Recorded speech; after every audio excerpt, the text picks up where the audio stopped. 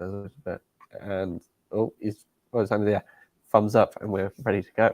Hello, and welcome back to another live session. It's unfortunately not on Tuesday because we were quite busy, and I was having to recover from a stag do that I went to, so my presenter skills would have been off track. And I was inducting a newcomer yesterday, and I had to pre-warn them I might throw up because I was still in a bad state. But I'm much better now, and I'm ready to present. And I'm joined today for the first time in the studio by Lisa. How are you? I'm very well, thanks. It's really, really nice to be here in the setup and see it all properly. So very It's excited. a very nice setup. It's nice, very nice, yeah. very impressive. But obviously, we haven't had you in this hot seat before. We've been over, or it's been remote done, but yeah. it's nice to have you here. Hopefully, I won't let you down. Hopefully, You won't. I know you won't. Full faith. And we are back with today with a Stormwater School session. We haven't done one in a few weeks due to people being on holiday and other bits in play coming into our working day. But we are, like I said, we are joined once again by Lisa to talk in today's main topic about why people should choose geocellular crates of different types of methods to make attenuation tanks, as there are different ones. There's large diameter pipes, box culverts, all these things, and as well as, of course, as we mentioned, geocellular crates. So Lisa, take it away. Why should someone choose crates over those different types of methods to make an attenuation tank? I mean, there's just so many advantages to the crate system. Obviously, all of these different types of system have their place, and in some places they work well. But geocellular crates just have the advantage of great space saving, the fact that you can continue to use that land for other uses. Just the shape of large diameter pipe work means that they don't hold the same volume and need a bigger excavation and things like that. So that can be a bit more costly to actually put in. Obviously, they're quite difficult to install as well. They have to be transported in these large, pipes. Take up a lot of space in the lorry, and again, are quite prone to damage as well, especially because they tend to be like concrete or clay, the large diameter ones, or metal. So there's the advantage over that for the pipe systems. The other main advantage for the crates, though, is that you can still use this land for other purposes. Obviously, you can't build directly on top of our crates, but they can support vehicle loadings. You could use it as your car park area. They can even go underneath swales and ponds to double the attenuation volume. And we know that space is a real premium, especially in city centres, and to be able to use that as bin storage. There's just all these, we've even had them under residential driveways. So when you're trying to find somewhere in amongst the housing estate, for example, to put the tanks or underneath people's back gardens, something like a pond, that space is unable to be used for anything else, really. And it just gives that advantage of, be able to, maximize the property use, the land use, which for developers is really, really important, clearly. And also it's a really cost-effective option, especially compared to some of the options. So obviously space is one thing, but geocellular crates are, especially our systems with the advantages they have been stackable. They're really, really cheap to transport. They're very, very quick to install. They can be done, relatively quickly and cheaply compared to other methods. So they're just a really modern solution, and they're very easily combined with other elements of SUDS as well, easy to maintain. We just feel it really ticks a lot of boxes when it comes to what people need for their attenuation system. And you mentioned before with the space saving kind of once it's installed, especially like large diameter pipes, but I can also imagine with space on site, actually on site during the building phase, because obviously our crates are stackable, so we can obviously have a lot more storage that the pipes would hold, but obviously this pipes kind of safely stored on site, they're going to take a large surface. Absolutely. And you quite often find that people have to essentially arrange to install them as they arrive. Quite often there's large cranes and things on site to almost drop them into the excavation as they arrive on the lorries, because they are just so large and prone to damage on site. With ours, you can have flexible deliveries to when suits you. So they're very easy to store. They don't take up much space. They're very quick to offload as well. No, like a forklift or a telehandler to offload rather than specialist equipment such as a crane to offload. And they're stacked in such a way that they're very, very compact. And if you get a really large tank, that's quite a difference. Firstly, for the number of lorries, if you need to hold a really large diameter, large volume, the amount of large diameter pipe deliveries you would need would be extensive, and it's just reduced so much with crates too. Especially like you say, when it comes to installing them. you'll need the specialist equipment, such as, obviously you mentioned, cranes for the large diameter pipes and the box culverts, because most of the time they'll be made out of concrete. Whereas with geocellular crates, they can be put into the excavation just a telehandler. So there's no need for the hiring of the specialist equipment in order to do so. So it takes also it's less potential time and money invested into the project in order to have these types of systems installed. Yeah, absolutely. I mean, the other advantage certainly with Graph, which I can't also speak for all other manufacturers, but if we were to do your installation, you'd also get a 30-year guarantee. And obviously, I can't speak to the guarantees of other manufacturers of crates or other types of pipe system, but using a geocellular crate system just does give you that peace of mind as well if it's put in by Graph. So we think it's the best solution, obviously. Obviously we do. But I think obviously most engineers are kind of coming around to this too. There's very rarely now a project that doesn't have some kind of geocellular system, sometimes under permeable paving, sometimes it's underneath swales. It just seems to be a really widely accepted solution now. When the engineers and the architects are also starting to see the possibilities it creates as well. Yeah. And like you mentioned, I think housing estates are probably the most difficult ones to kind of think about in terms of your attenuation needs, because most of them, you drive past housing estates all the time, they'll just put a swale or a pond in and it just looks horrific because it's all empty. People just throw rubbish in it. And there's a safety concern there too, of course. These large bodies of water, which have to be, like I said, maintained. They have to be properly fenced off. So the community don't even really get the benefit of them a lot of the time. Like I said, there's places for everything, but the crates just keeps it also compact, keeps it hidden away, and can be easily combined with other elements of SUD to still give you the same cleaning performances and things as you would get. And ponds and swales were considered to be quite good because of the reed beds and things like that could be combined with them. But the SUDs has just come so far now that you can still get these other cleaning advantages and environmental advantages and keep it all hidden underground. Yeah, and like I was mentioning with housing estates, these all massive attenuation ponds and swales, even though they've got the reed beds, there's no wildlife in them. So they're really horrible to look at once they've been done. And then if you have it with geocellular crates, there can be like kind of car parks for flats. For the housing estates, they can either go under back gardens, as we've seen some frustrating drawings where there's 95 dotted about under each garden of each house. Whereas if they're trying to fit, say, a large diameter pipe, a culvert, or these other methods, they would need a lot of space taken up on this housing estate, enough to think about that side of things. No, definitely. And just space is really, like, obviously there's loads of advantages, but space is the big one. Every square meter of land or use is expensive.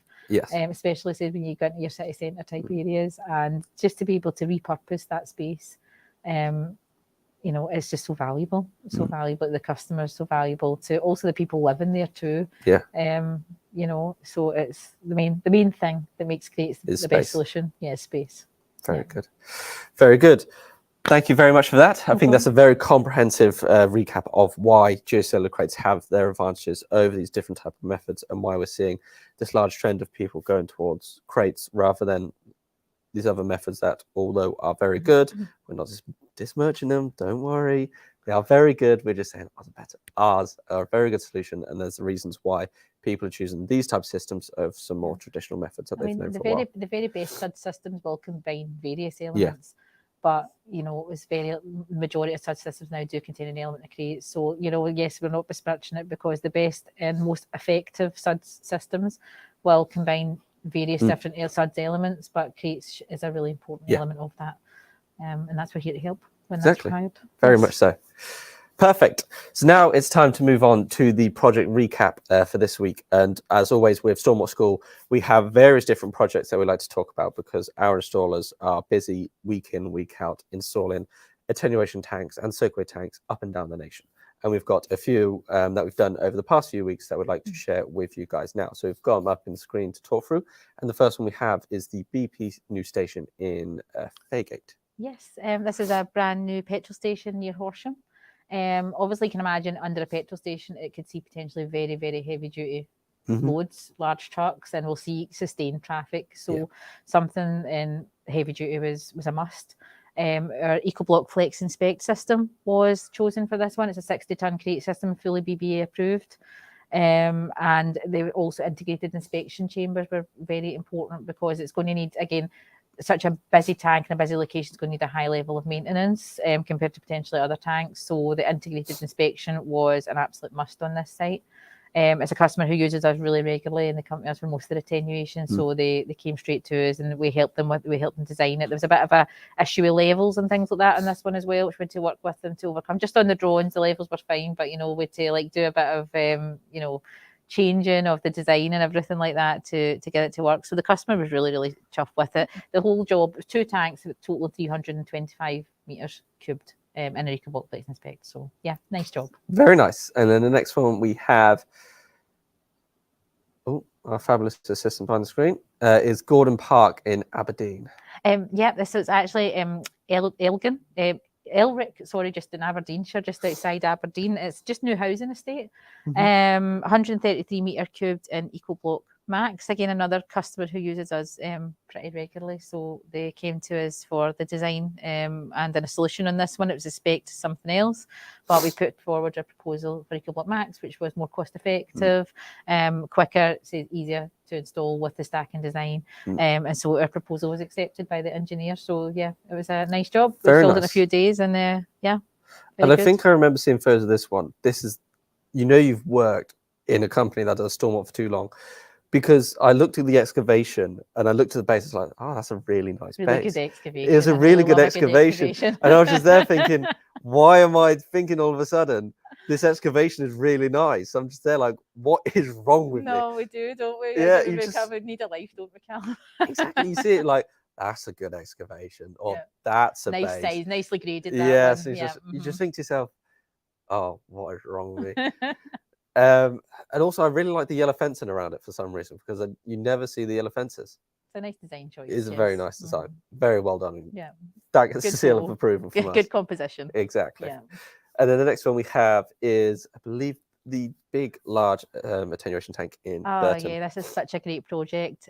So it's phase 6 of a massive and new industrial park, Burton Phase 6 St Modwin Park. And we have been involved in earlier stages, so we were, again, really hopeful to get involved in this one. It was a very challenging site in terms of there was quite a large slope on the site. The tank was going to see some really significant lateral loadings. So we had to really think about the correct product for this one, and we chose our graph rain block system, which is actually more of a traditional crate system, but is incredibly suitable for incredibly deep excavations. So the whole job was 3,650 metre cubed, and again, that's one single tank. We quite often do these really large jobs, but they're spread over maybe 2 or 3 tanks. So one tank at 3,600 over 3,600 cube is really quite an unusual feat. But so we had to really coordinate with the site. That many loads coming direct from Germany, we had to coordinate with the site and have a really kind of strict program in place to get the loads there on time. The installers were on this site for 3 weeks, which again, an incredible achievement for a tank that size. And did a really fabulous job.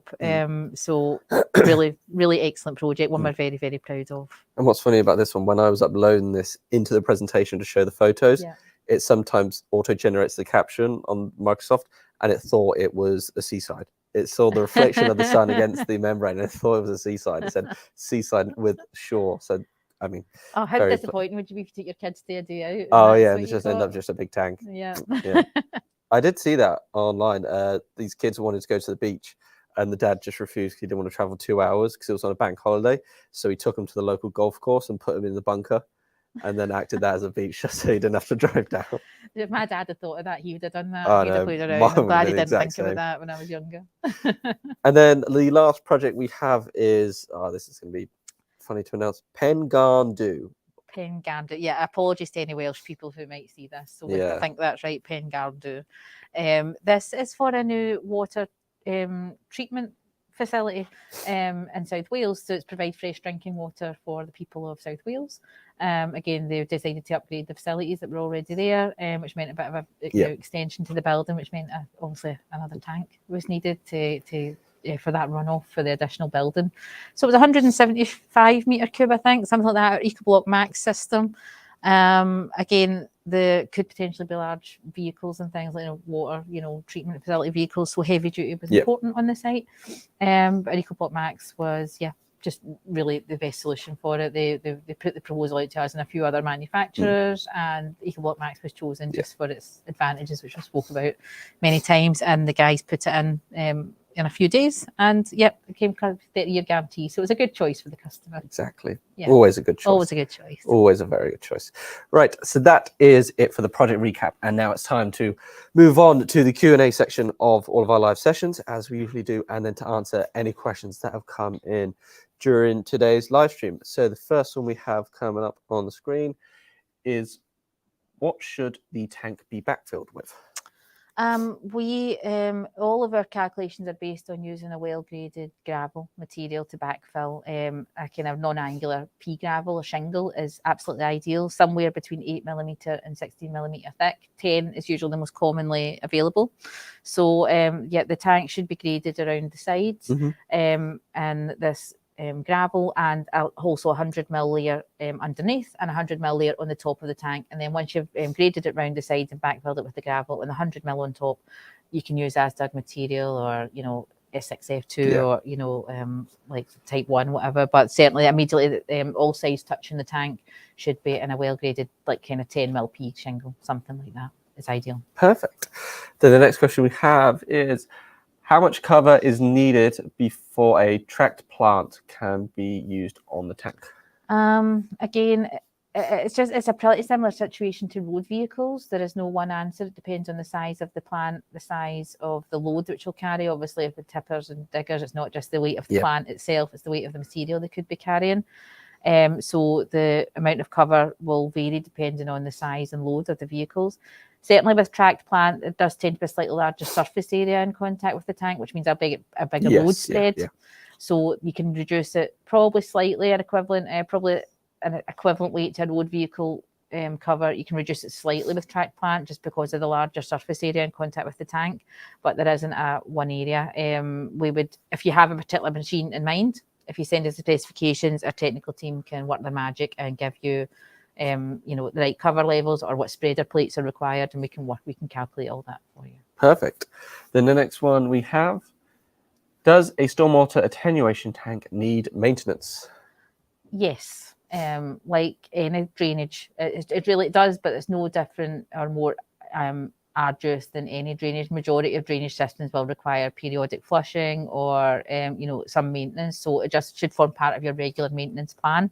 There's two types of attenuation. Well, there's more than two types, but there's two kind of main branches of attenuation: inspectable tanks and non-inspectable. So for non-inspectable tanks, the maintenance usually involves a really good silt trap before the tank. So the maintenance would be emptying out the silt trap periodically and after any large storm event, which might form part of your facilities management plan, or if it's an adoptable tank, might form part of your water board's responsibility. Inspectable tanks, though, are available for if you need that extra level of maintenance. If you expect it to be a really heavy site, it's going to see a lot of silt and a lot of debris, then the maintenance can be put in a jet periodically, through the run of the tank and giving it a proper flush, and also camera inspections available for an inspectable tank, obviously, as the name suggests.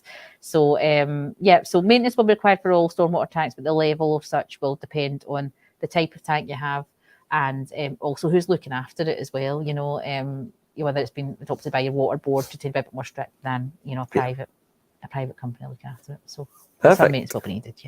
The next question we have is, in general terms, what's the purpose of a stormwater attenuation tank? Well, I mean, in layman's terms, the purpose of the tank is to not overwhelm, is to provide a facility so that the storm system isn't overwhelmed. It's a facility to catch water and store it and let it be released at a controlled rate, rather than all this extra storm water just going down the pipe at one time. So it's a way to hold, store, and release water at a controlled rate so as not to overwhelm drainage systems. Perfect. Then the next question we have, I believe, is, how close can a stormwater attenuation tank be to a building?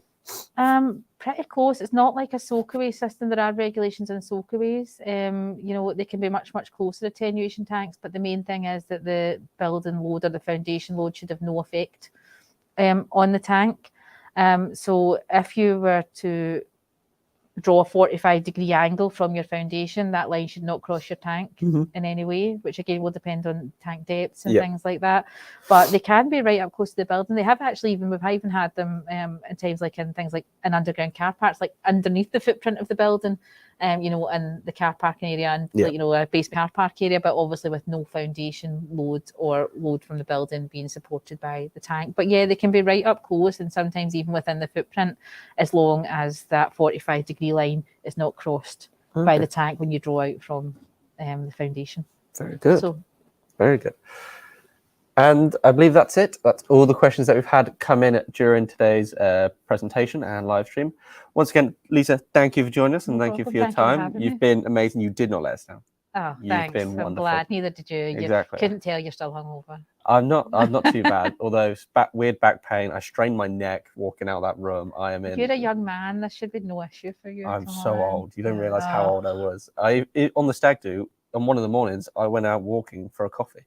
And this was like 7:30 in the morning. Everyone else was just hungover. I was like, I really fancy. If you'd said you'd walked out to get a tequila, I would have thought that was fine. No, I walked to the local Starbucks and just got a coffee and sat by a water fountain. And I was like, I'm just so old these days. I really don't deserve a young person's body. But anyway, thank you once again for tuning in to today's presentation. And once again, thank you, Lisa, for joining us. You've been wonderful as always. And we hope to see you on the next one. And we'll see you next Tuesday for next week's live session. So thank you once again for joining us and take care.